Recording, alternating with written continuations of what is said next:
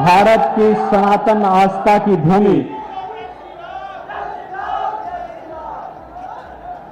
जिसने भारत को वैदिक ज्ञान वर्तमान और भावी पीढ़ी को लिपिबद्ध करके दिया है।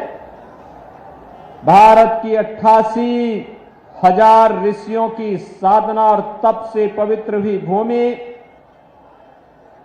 महर्षि दधीचि के द्वारा सनातन धर्म की रक्षा करने के लिए अस्थिदान करने की पावन धरा और सती ने अपने जीवा को जिस धरती पर समर्पित किया था, ऐसे मां ललिता की इस पावन धरा को कोटि कोटि नमन करते हुए आप सभी विश्वा के मतदाता बहनों और भाइयों का मैं हृदय से स्वागत करता हूं, अभिनंदन करता हूं। मंच पर उपस्थित भारतीय जनता पार्टी के जिलाध्यक्ष श्री राजेश शुक्ला जी, जिला के प्रभारी श्री नीरज सिंह जी,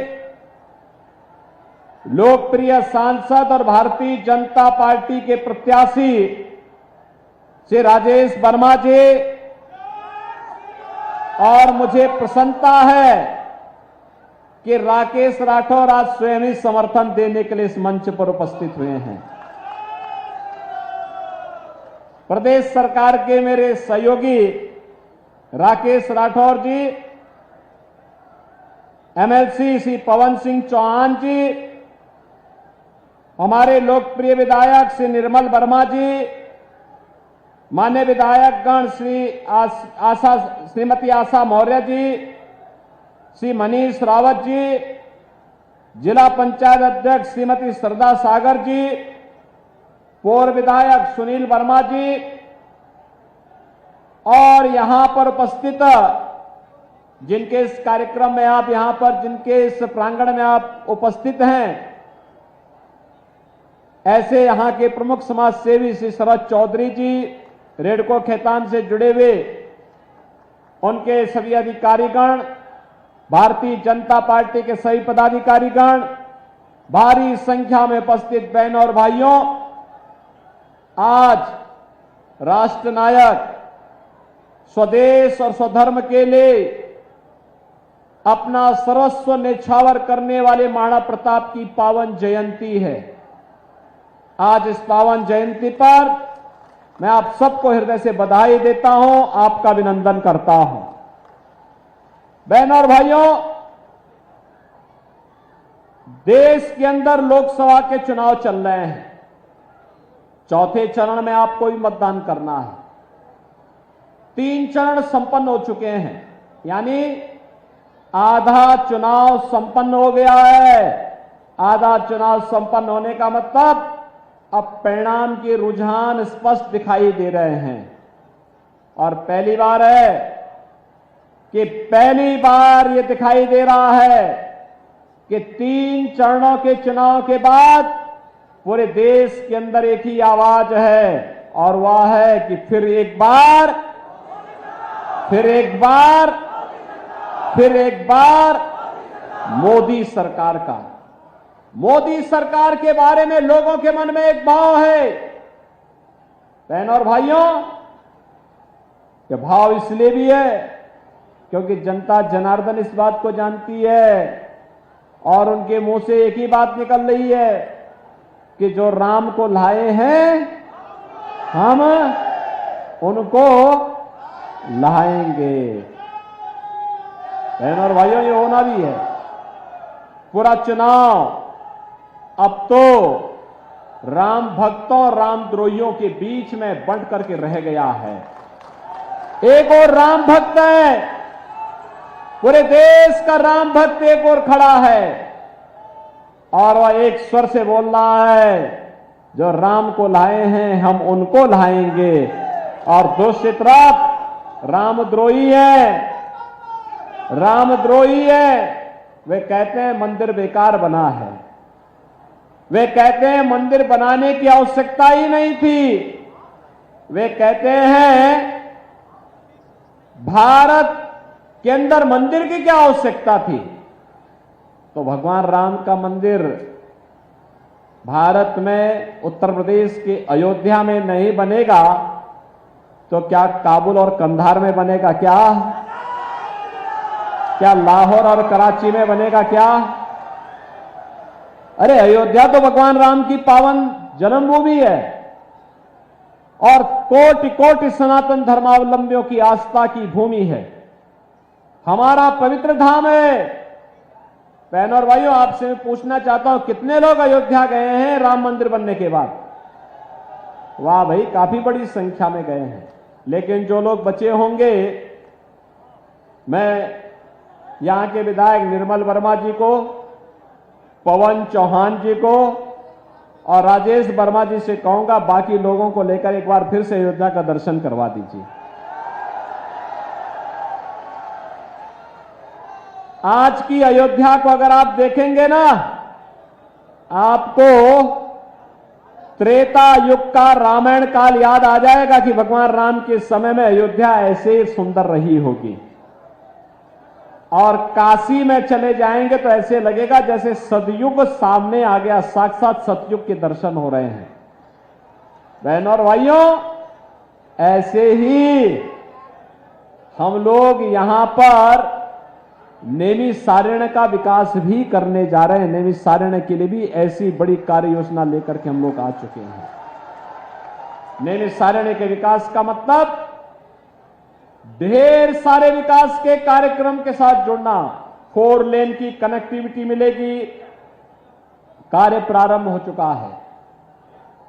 वहां पे यात्री विश्रामालय बनेंगे, गोमती नदी का रिवर फ्रंट के रूप में डेवलपमेंट होगा, मंदिरों का पुनरुद्धार और सुंदरीकरण का कार्यक्रम होगा। वहां अंदर पे हरेक व्यापारी को पुनर्वास की बेहतरीन व्यवस्था दी जाएगी। नए होटल और रेस्टोरेंट खुलेंगे। वहां पे इलेक्ट्रिक बस की सेवा के साथ लखनऊ के साथ जुड़ने जो सेवा हम प्रारंभ कर चुके हैं, लेकिन साथ साथ हेलीकॉप्टर की सुविधा के साथ भी हम जोड़ने जा रहे हैं। सीधे हेलीकॉप्टर से लोग पहुंच करके जिसको भी आना है आराम से आ जा सकता है। और धीरे धीरे करके मेट्रो भी लखनऊ से बाहर आकर के वहां तक पहुंचेगी। बहनों और भाइयों, विकास इसी से आगे बढ़ेगा। जैसे यहां पे शरद चौधरी ने बनाया, आपने देखा होगा कैसे उन्होंने यहां पे एकेडमी बनाई है, स्टेडियम बनाया है।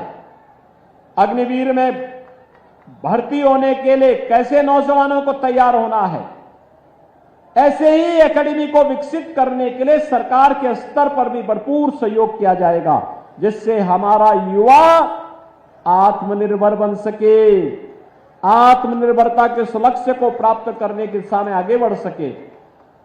आज जो एक नया चुनाव चल रहा है 2024 का, यह एक और राम भक्त हैं जो भारत के सम्मान के लिए, भारत की सुरक्षा के लिए, भारत के विकास के लिए, गरीबों के उत्थान के लिए और विकसित भारत के लिए कार्य करना चाहते हैं, कार्य कर रहे हैं। दूसरी तरफ रामद्रोही है। बहनों और भाइयों, वे भारत का सम्मान नहीं, दुनिया के अंदर भारत को अपमानित करते हैं। दूसरी तरफ वे लोग हैं जो भारत को अपमानित करते हैं, भारत की सुरक्षा में सेंध लगाते हैं, राम भक्तों पर गोली चलाते हैं और आतंकवादियों के मुकदमों को वापस लेते हैं। दूसरी तरफ वे रामद्रोही हैं जिनको राम मंदिर बेकार लगता है, लेकिन आतंकवादियों पर जो मुकदमे थे उन मुकदमों को वापस लेने का काम ये करते हैं तो उनको ये अच्छा लगता है। इनकी सोच तो देखो पहले। बहनों और भाइयों, इसीलिए हम लोग आए आपके पास। आज जो ये नया भारत आपको देखने को मिल रहा है, ये नया भारत जिसमें सुरक्षा भी है तो सम्मान भी है, विकास के बड़े बड़े कार्य हो रहे हैं, तो विकास के साथ साथ गरीब कल्याण भी है। कोई सोचता था कि 80 करोड़ लोगों को फ्री में राशन मिलेगा? कोई सोचता था 60 करोड़ लोग देश के अंदर 5 लाख रुपए की आयुष्मान भारत की सुविधा प्राप्त करेंगे? कोई सोचता था कि बहनों और भाइयों 50 करोड़ गरीबों के जनधन अकाउंट खोलेंगे? ये जनधन अकाउंट का लाभ क्या? एक छोटा सा उदाहरण मैं आपको देता हूं। आज अगर कोई गरीब बीमार होता है, आयुष्मान का कार्ड नहीं है, अगर कोई विधायक, कोई सांसद या वह पीड़ित स्वयं भी मुझे पत्र लिख देता है ना कि मैं बीमार हूं, मेरे पास उपचार का कोई माध्यम नहीं, कोई साधन नहीं, तो उसके जनधन अकाउंट में हम सीधे लखनऊ से मैं पैसा भेजता हूं और कहता हूं भाई निश्चिंत होकर उपचार कराओ, सरकार आपके साथ खड़ी है। 50 करोड़ ऐसे गरीबों के खाते मोदी जी ने खुलवाए हैं। पहले गरीब भूखों मरता था, 80 करोड़ लोग फ्री में राशन की सुविधा का लाभ प्राप्त कर रहे हैं। पहले गरीब स्वास्थ्य सुविधा के भाव में दम तोड़ता था, आज 60 करोड़ लोगों को इस सुविधा प्राप्त हो चुकी है। पहले बहनों और भाइयों, पहले किसान आत्महत्या करता था, आज 12 करोड़ किसान सम्मान निधि का लाभ प्राप्त कर रहे हैं। पहले नारी गरिमा तार तार होती थी, आज 12 करोड़ गरीबों के घर में शौचालय बन गए हैं। पहले गरीब के घर में बरसात के समय में भोजन नहीं बन पाता था क्योंकि लकड़ी नहीं थी, केरोसिन नहीं था, एलपीजी के सिलेंडर नहीं थे। आज 10 करोड़ गरीबों को फ्री में रसोई गैस के सिलेंडर देश के अंदर प्राप्त हुए हैं। 4 करोड़ गरीबों के मकान बन गए और मोदी जी ने कहा है अगले 5 वर्ष में शेष बचे हुए गरीबों को मकान दे देंगे। अगले 5 वर्ष में जो बचे हुए गरीब हैं उनको रसोई गैस का सिलेंडर फिर फ्री में देंगे। मोदी जी ने कहा है हर घर नल की योजना 100% सैचुरेशन के लक्ष्य को प्राप्त करेगी। और बहनों और भाइयों ये भी कहा है कि यह देश अब अधिक इंतजार नहीं करेगा, पूरे देश के अंदर एक समान नागरिक कानून भी लागू करेंगे। बहनों और भाइयों, आज जो एक परिवर्तन दिखाई दे रहा है यह मोदी जी के चमत्कारिक नेतृत्व के कारण है। विकास भी है तो विरासत का सम्मान भी है, सुरक्षा भी है तो देश के अंदर हर नागरिक को सम्मान भी है। बहनों और भाइयों, सुरक्षा और सम्मान और विरासत और विकास का यह अद्भुत संगम एक आत्मनिर्भर भारत की परिकल्पना को साकार कर रहा है। और इसलिए जब चुनाव हो रहे हैं, कांग्रेस और सपा बसपा के लिए चुनाव सत्ता प्राप्त करने का माध्यम होगा, क्योंकि इनको सत्ता इसलिए प्राप्त करनी है जिससे अपने परिवार के लिए अधिक से अधिक धन लूट सके। लेकिन बहनों और भाइयों, भारतीय जनता पार्टी सत्ता में इसलिए आना चाहती है जिससे आत्मनिर्भर और विकसित भारत को साकार कर सकें, सपने को साकार कर सके। आत्मनिर्भर भारत का मतलब हमारा नौजवान आत्मनिर्भर होगा, उसके हाथ को काम होगा, उसको रोजगार मिलेगा, महिलाएं आर्थिक स्वावलंबन की ओर अग्रसर होंगी, किसान खुशहाल होगा, श्रमिक आत्मनिर्भर बनेगा, हस्तशिल्पियों का सम्मान होगा और यह आत्मनिर्भरता विकसित भारत का आधार बनेगा।